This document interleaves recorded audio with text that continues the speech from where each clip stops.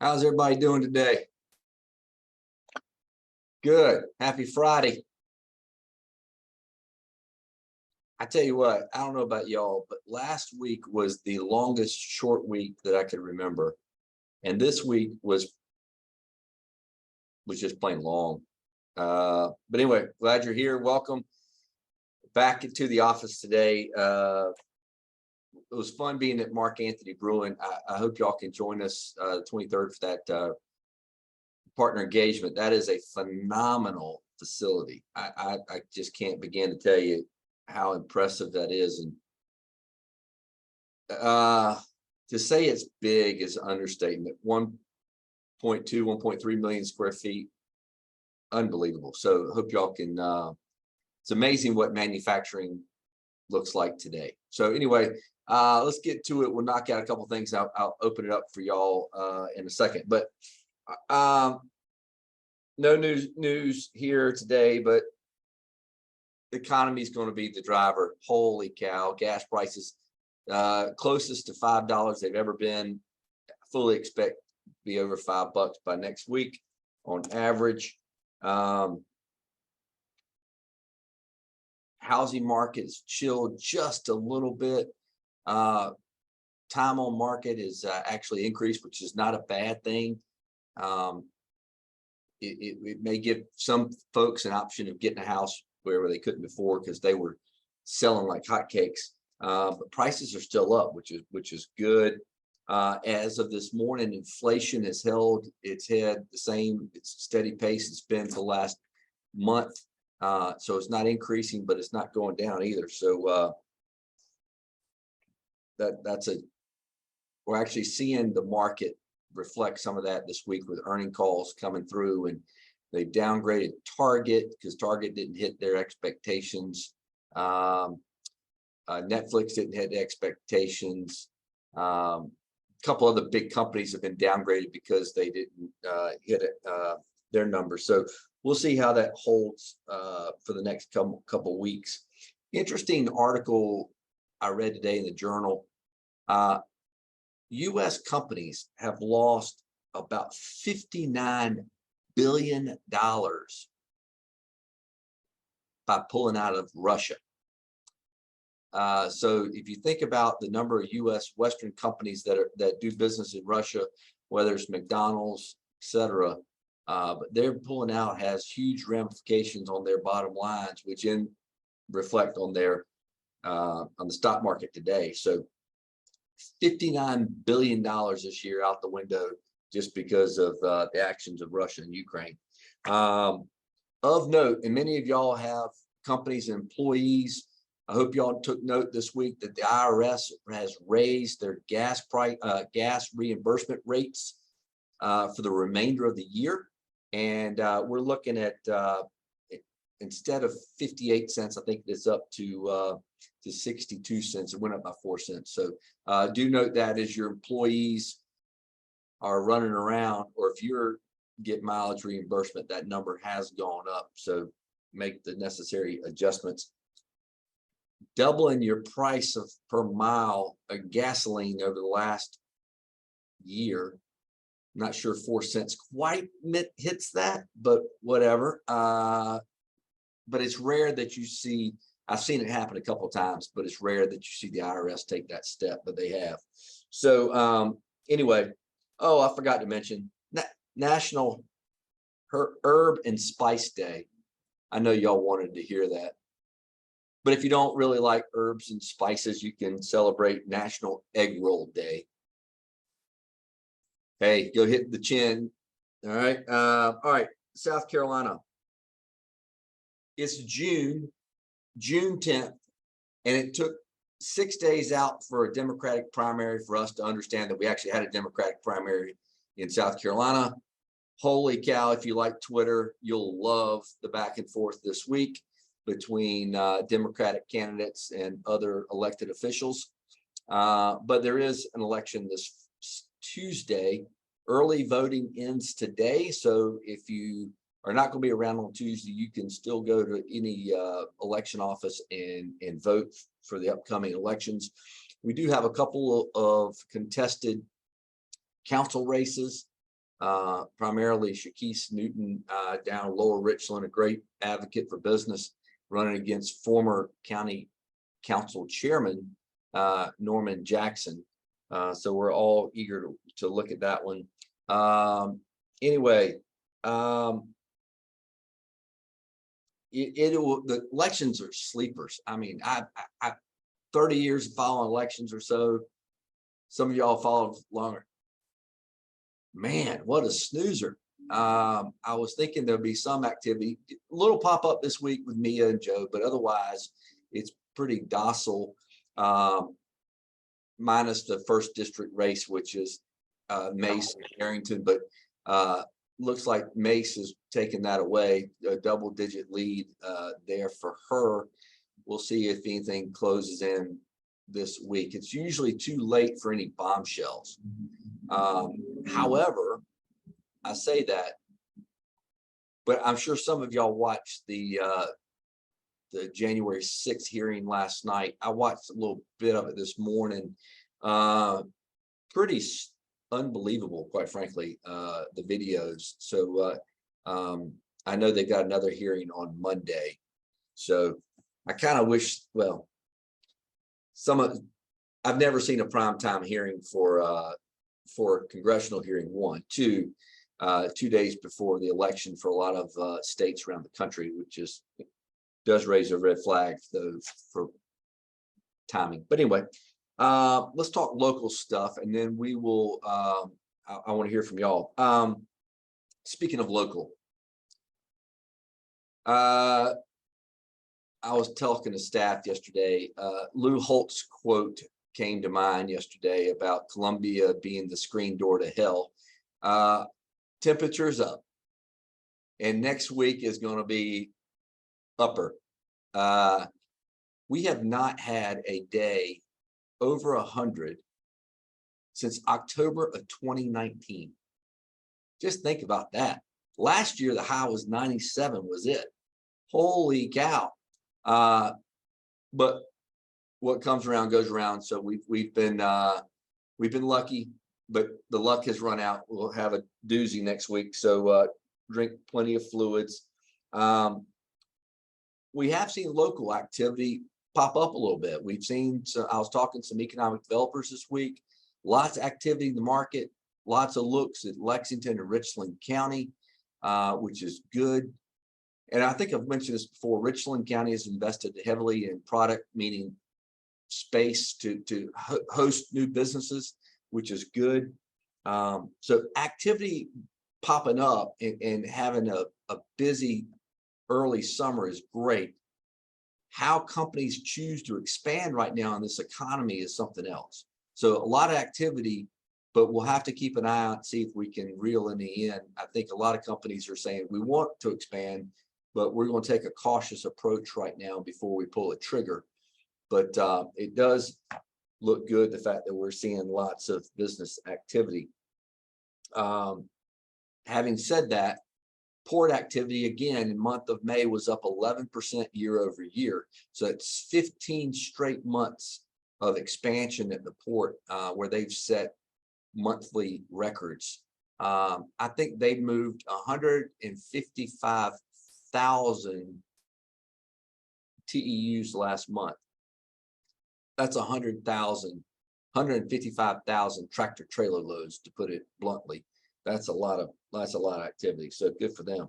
I want to take a few minutes to talk about, we talked about last week about school board stuff. I mean, not school board stuff, but about county council budgets. The county council did hold the line on spending this year. I know there was some debate on here last week about it. Different people have different feelings, but as we look through a volatile market and home prices holding steady, but home sales going down, prices going up, I thought it was important, and I want to publicly thank the county school, coffee break, county council, Richland County Council for at least being prudent right now and making sure that that we look out for the fiscal side of things right now, and looking out for business. So thanks to them for doing that. And if you see them, thank them. Another big deal on Monday, the city of Columbia is having a press conference at 11 to talk about some business friendly things that they are doing. And this is important for a couple of reasons. Back in, I think it was 2011, 2012, the chamber, that was 2012 BC, that means before Carl, was able to put together a task force on business friendly initiatives. And they met for 2-3 years. They got a lot of stuff done. They came out with 96 recommendations. Susan's on here. She could probably correct me if I'm wrong. But anyway, some of those things are evergreen. They have to come back up, and we need to address them at some point in time. The city is looking at announcing some initiatives that they're doing to make Columbia, the city of Columbia, more business friendly. So I don't want to steal any of their thunder, but I'm really excited. Our own chair of our board, Gene Cecil, who's here today. Gene Cecil is going to be there for that press conference, but with Mayor Rickman. But we're excited about some of the things that the city is going to be announcing on Monday. Also, big week for Fort Jackson. Hope you all saw that. The 105th birthday of Fort Jackson was this week. They're celebrating tomorrow night at the DoubleTree for their annual Army Ball.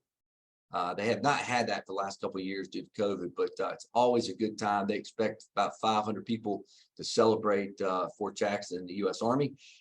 But just, y'all hear me talk about it all the time, but one of the biggest and the most profitable public-private partnerships in the Midlands was 105 years ago when we raised about $50,000. I say we, the Chamber of Commerce raised $50,000 to buy 1,100 acres of land for Camp Jackson. And that payoff has been pretty dramatic. I think $1 billion spent out there in the last 20 years just from federal government upgrades. But more importantly, it's a $2.5 billion impact to our economy every year, and about 8,000 employees. So I'll take that 50 grand trade off anytime. So happy for them, and appreciate all the work of General Michaelis and his crew at Jackson. So anyway, also they're having a community celebration on July 2nd for July 4th weekend, but to celebrate, there's picnics and bands and fireworks and you name it. So maybe some Cracker Jack staffer can put that information in the chat box, but if not, we'll post it. You'll see it around, but the community is welcome. So put that on your calendar. Speaking of Fort Jackson, I'm switching gears for a little bit. Interesting thing that General Milton Beagle, former CG at Jackson, newly crowned or starred, got his third star last week, was did something pretty unique yesterday. He signed an order for his troops under him that they cannot contact their employees between 8 p.m. and 5 a.m. unless you actually have some meaningful, I mean, if it's something urgent or something like that, of course, but common sense approach is if you don't need to talk to staff after hours, don't do it. And he talks about, he penned a letter talking about digital hygiene. And I thought it was fascinating that a commanding officer, somebody 3-star, would do that to his troops, say, we're not going to contact our employees between the hours of 8 and 5 a.m., 8 p.m., 5 a.m., and to have some downtime. He's mandated all troops cannot check their phones during meetings. Now, he's a Twitter advocate like I am, so he's on it all the time, but he goes, do it between meetings, at lunch, but need to take a rest from the phone, which I thought kudos to him. It's pretty interesting, and he talked about really the impact it has on the mental health side of the equation. So as obviously we've seen that all over the country with mental illness, not only kids, but also in our armed forces. And so I think this is an approach to try to curb some of that. But anyway, I'm going to do some more research on that, but it is kind of really, really interesting. All right, before I open it back up, news of the weird or crazy. I keep stumping myself thinking I can't outdo what I've done before. Court ruled yesterday in favor against Geico Insurance Company. I'm sure some of y'all saw this. A lady, and I don't even know what state was in, was awarded a $5.2 million verdict yesterday because she got an STD in a Hyundai and she sued. This is no kidding. You can't make this up. She sued Geico for contracting a sexually transmitted disease in a Hyundai. She didn't sue Hyundai, but she sued Geico and won. Holy cow. You can't make this up, kids. All right. Well, with that, all you can do is shake your head, right, Adam Vance? Just hopefully there's some common sense on appeal somewhere on that one. But anyway, all right. There's a couple of chat box stuff, but also food for thought. Food Truck Fridays commenced today. There are 3 locations. I think one outside the police station, the police headquarters. One across from City Hall, Assembly, and Washington Street, and also at Bull Street. So if y'all are downtown Columbia, they've got 3 locations set up. So venture out and try some new food. All right. Somebody got something for us today? Carl, I'd like to chime in real quick. Yes. First of all, only in America on that 5.2 million. Only in America. True. Listen, we at the Children's Museum Adventure this evening, Congressman Clyburn is having an event. Let me just give you guys the hours. It's open to the public, no children. I think it's from 6 to 10.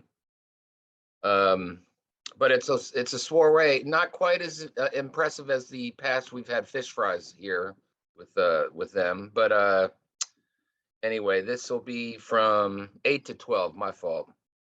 Enter through our front doors. The lobby and the terrace is where the main events are going to be taking place. So come one, come all. You might see a lot of Democratic people here, besides the congressman, of course. But anyway, I just wanted to mention that. And also one other thing, next weekend, the museum is going to have Marvel Spider-Man here. So if you've got kids, grandkids, please come out. It's going to be quite a fun time. That's all I got. Hey, appreciate it. Thank you. Adam. Hey, everybody. Adam Vance here from an undisclosed location out north of Myrtle Beach. Not to be Adam Downer, but I'm working the SC Firefighters Association conference, which unfortunately we had in Columbia for a few years, but we were fighting a losing battle because they all want to be at the coast. And however, I talked with Jonathan Jones, the state fire marshal, and some other executives. And shameless plug, I just graduated Leadership Columbia 22, which some people say was the best class ever. Thank you, Gene Cecil and everyone. But speaking with them, if possible, trying to bring us back together, the chamber, not that we're apart, but we'd love to have some on-site at the State Fire Training Academy north of Columbia for future classes, if possible. So that would be good, I would think, and we could host a lunch out there too. But anyway, so yeah, we're not in Columbia this year. That kind of stinks, but they do want to be really, really involved. And then last week, I'm so sorry, my son had to graduate high school, so I missed the biggest show of the year at Mark Anthony Brewing, and I was involved with the grand opening event back in May, and the facility is just absolutely phenomenal. And the things, you're right on the tour, the way they capture the carbon and spend $10 million to pump that back in to carbonate their drinks instead of just letting it all go out into the Richland County air, and just so many other things. So sorry I missed last week, but but Mark Anthony Brewing is just a phenomenal facility, to say the least. So thank you, and I'll hang up and listen. Thank you. Don't usually give excuse slips out, but I think he earned one for last week. Oh, if I could add, Carl, it's first week for our high school seniors. And so my son and 20 of his friends and 20 girls that they've all grown up with since age 2 are here. And normally when Adam goes away to the Sheraton Convention Center, I never see the light of day. But I was able to pop into one condo up in the North Myrtle Beach area and just say, hey, the old man's here. And then what I saw, I turned around and walked right out, and I just said a prayer. So anyway. We'll keep you in our prayers this weekend. Thanks for being here. All right, somebody else got something.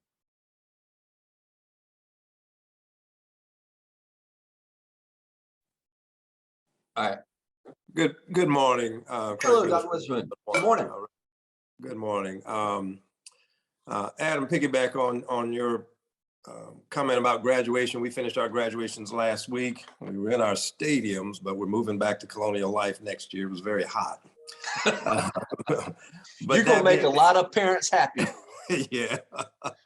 But that being said, we are hosting, Richland One is going to host an opportunity fair June 23rd at Drury High School, 10 to 2. And we're inviting, and some of you all on this call may be getting an email from our CTE director, Chris Dinkins, but having an opportunity fair for many of our seniors have plans and going off, whether here locally or across the world, military have plans, but there are some of our seniors that don't.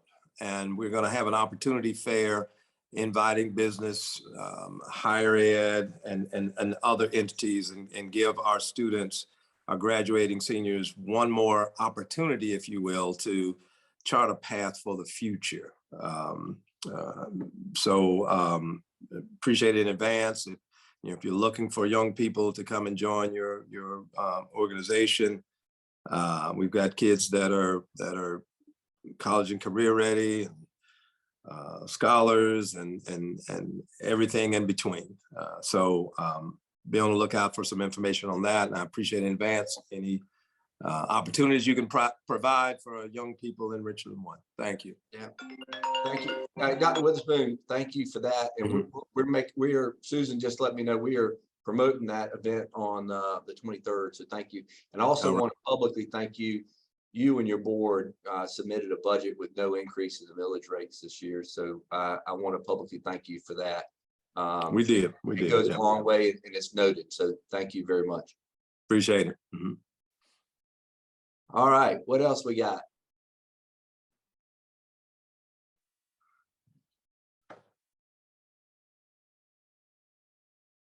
I don't mind calling. Mark Craddock, good morning. I'm sure you've got some good news to share with us today. Good morning, everyone. Thanks for all the information. I really enjoy these calls and miss them when I can't be here. And just so everyone knows, I'm with the Salvation Army here in the Midlands. And this week, we're starting all of our camp programs. We've got kids in our building with day camp and our residential camps at Camp Walter Johnson up in North Carolina. We're sending groups of elementary kids to Fine Arts Camp, where we got about 12 kids from the Midlands area that we've all put musical instruments in their hands, or they're actors or they're dancers, and we're going to introduce them to the fine arts, which is one of the things that we focus on in the Salvation Army with our youth. And one of the things that we're super excited about, kind of piggybacking on this opportunity fair, is we have 5 of our high schoolers here that are actually, for the first time ever, actually working staff at Camp Walter Johnson. And that's a big step for us in our program development here. So we're very excited about that. And other than that, believe it or not, we're also in the process of we're recruiting those great bell ringers for the last quarter this year. And so if you've got business people, or your groups, or your Sunday school classes, or your civic organizations, and you're looking for something to do during that time of the year, and you can go like this, you are pre-certified to be a bell ringer for the Salvation Army. And so we'd be very interested in having that conversation. That's a critical, vital program for us in funding everything we do with these kids and helping keep people in their homes and focusing on food security here in the Midlands. So thank you for the opportunity, Carl. I appreciate it. I'm Hey, very thanks for super joining. excited about these kids going to camp. That's awesome. Great. Thank you very much. Thanks for joining us today. I saw a question Richard had about our stance on Richland County rezoning. I just want to give a quick shout out there. Richard, happy to discuss it with you. We have been in talks with Richland County on this land rezoning for a number of years. And where we have fallen, City of Columbia redid theirs. They actually, the county used the same company or the same consultant to work with them as the city did, which was great because there's similarity and it's ease of doing business when you can cross over jurisdictional lines, but still have very similar land use plans. Land use plans, like any strategic plan, you need to revisit every few years because things change. And Richland County hadn't updated their plans in a long time. So the need to have one was there. Some of the issues, I know there's some issues in residential neighborhoods have some problems and some rural areas have some problems. I think that's going to get worked out, but we're following the process. I think we're allowing the process to its due course. I think the council was prudent by pulling it back and going back to the table on some things. So we're monitoring, but we need to have it done, candidly. It's a modernization issue more than it is the land grabs or whatever. We got to look out for the next 20 years and see where the growth is going and how do we, I know smart growth is not a word that, especially in our world, that we like to use, but we do need to be prudent on where and how we structure growth. The growth is coming. It's how we plan for it. And we've got to get a little handle on, I think we need to go a little further, quite frankly, in how we plan for developments. We tend to let development happen and we try to backfill infrastructure. And it costs more and it causes headaches for everybody. So I think we need to prioritize a little bit differently, but that's coming down the pike. But anyway, I'm happy to talk offline. We can, if there's some specifics you want to talk about, Richard, give me a buzz. All right, Lynn Hudda. Good morning, everybody. Just want to give a quick shout out. The Greater Columbia Community Relations Council is celebrating 58 years of serving the city of Columbia. For the last couple of years, COVID kind of knocked them down a little bit, but they're back. And our chair, Mitch Willoughby, says it's going to be an open house, home celebration, welcoming everybody back. And some of you guys have been very gracious to support the organization and have for years. So just want to invite you out June 22nd. It's a luncheon event starting at 11:30. Thank you, Carl. Great, thanks. CRC is a great organization. So if y'all can support it, be there, that'd be great. So, all right, we're about out of time. Anybody got one last thought? All right. Listen, y'all have a great weekend. Park your parkas for the time being. Wear your sunscreen, drink lots of fluids, and drive in the left. Don't drive in the left lane. Drive in the right lane for me, please. All right, y'all have a great weekend. We'll see you.